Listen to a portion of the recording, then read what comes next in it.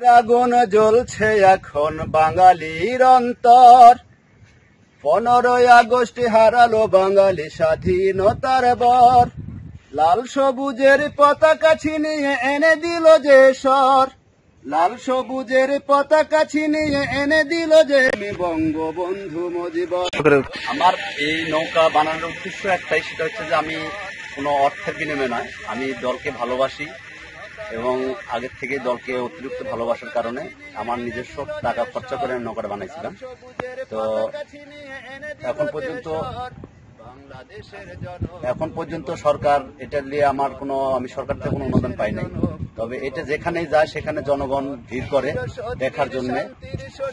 যে কোনো জায়গায় যদি খারান যায় তো মোটামুটি 100-150 জনগণ সবসময় এর জন্য ভিড় করে। এবং আমি এটা বানানোর পরের থেকে এ পর্যন্ত এটা নিয়ে আমি চট্টগ্রাম গেছি, গোপালগঞ্জ, টঙ্গিপাড়া গেছি এবং করোনা ভাইরাসের সময় সারা বাংলাদেশ এটা নিয়ে মাইকিং করছি। করোনা ভাইরাসের এটা আমার নিজ খরচে।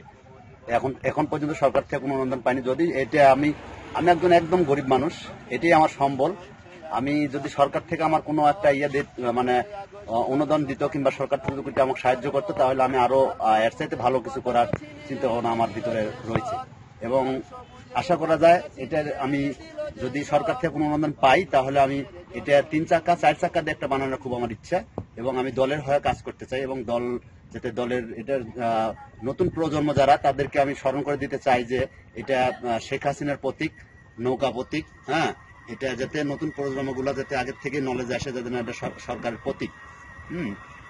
এটাই আমার মূল উদ্দেশ্য।